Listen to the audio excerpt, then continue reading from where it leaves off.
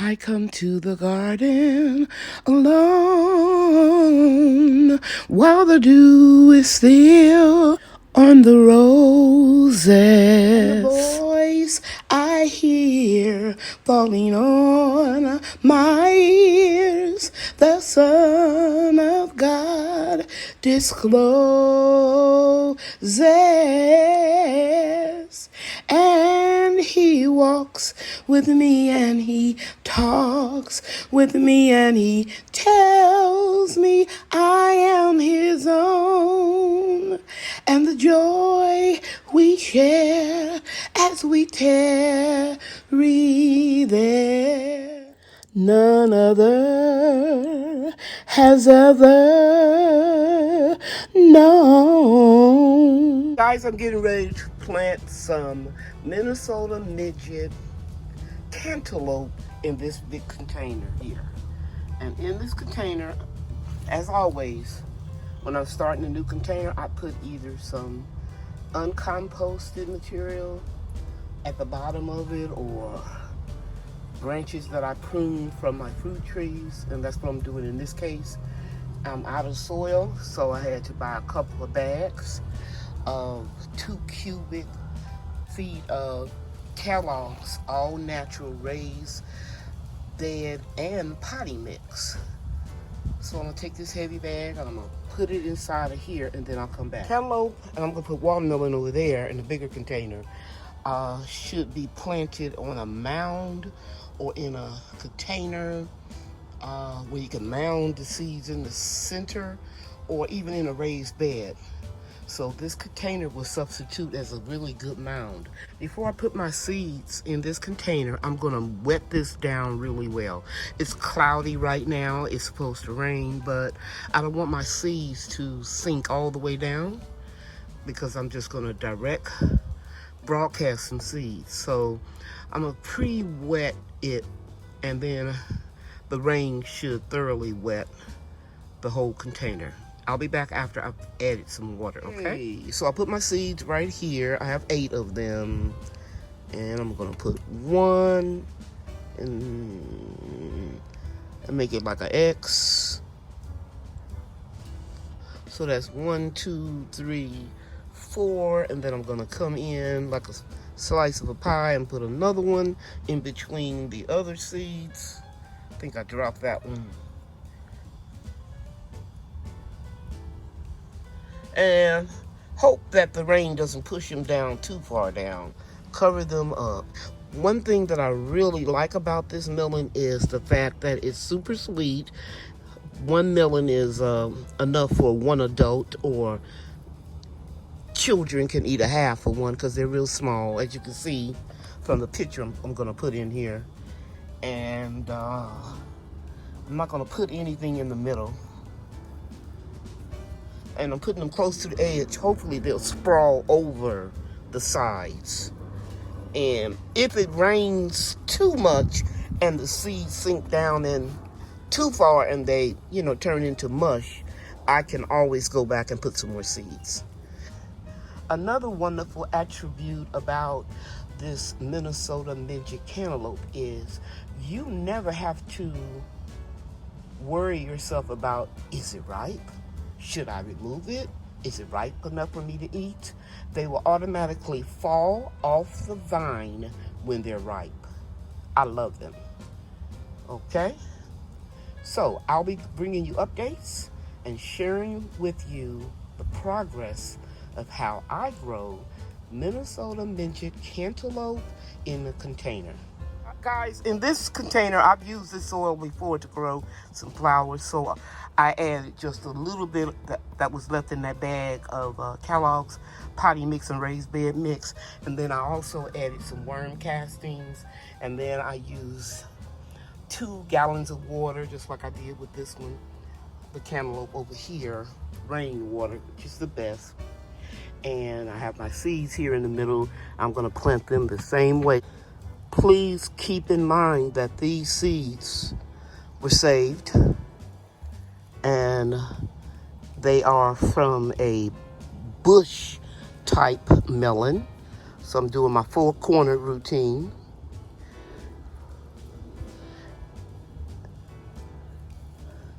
And then I should have 4 seeds left. It looks like I only have 3.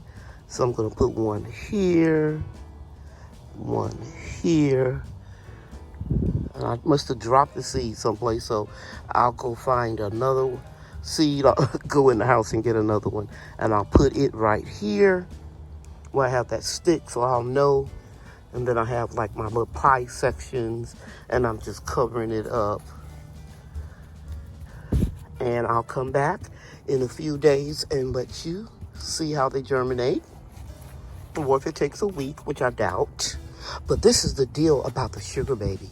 Sugar babies are a very small watermelon. They have a real deep red color. The only negative thing about it is it has a lot of seeds. But then that could be a good thing if you save seeds like me. And one of the cons is this. Even if the melon doesn't get all the way ripe, it's still sweet. Thus the name sugar baby. This is a bush type, so once I see a couple of melons from one plant, I'm gonna snip the vine off. I'm not gonna let them grow crazy. But I have a couple trellises like those two over there. If for some reason I had to insert them in the ground to catch the vines so I can get the weight off the plant, I'll be more than happy to do that. Okay, I'm on my way to the house to get another seed to put right there, and I'll come back and share with you in a few weeks how this is doing. Oh, happy day. Oh, happy day. Oh, happy day. Oh, happy day. When Jesus washed. When Jesus washed. Oh, when he washed. When Jesus washed, he washed my sins away. Guys, you might be saying, why is she singing "Oh, happy day" when it's so cloudy and gloomy out? Well, it's a happy day for me because today I finished planting all of the seedlings I grew and cuttings that I rooted. You see some azomite dust down here. It's getting ready to rain, so I thought I'd feed my plants. You see a little patty pan squash. There's one on the other side. There it goes, right there. You see beautiful blackberries blooming for the first time. I got this plant last year. And here, over here is a Cherimoya tree I was donated this, and I put it in a larger pot. I put 2 mimosa trees in this small pot here, and I have 3 small elderberry cuttings that I rooted in this pot, 1 giant mammoth sunflower here, and a unknown pomegranate tree that was donated to me from Juicing with Jay.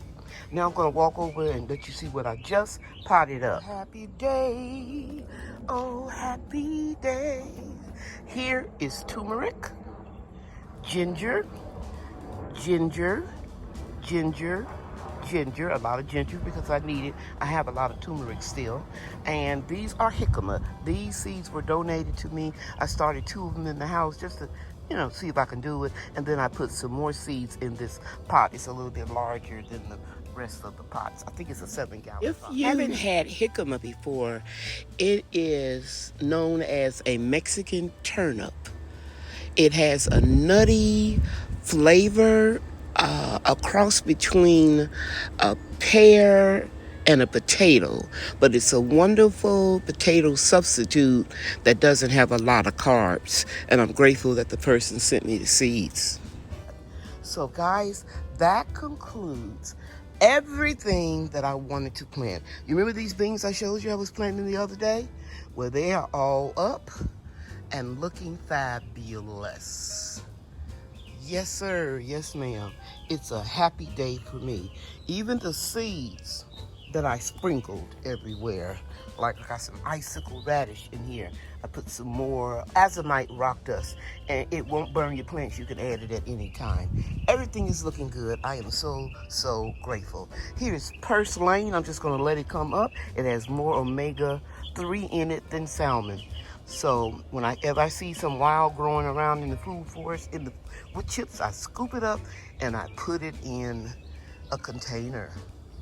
So yeah, It's a very happy day. But I'm not taking you on a big tour again. I just want to show you God is so good.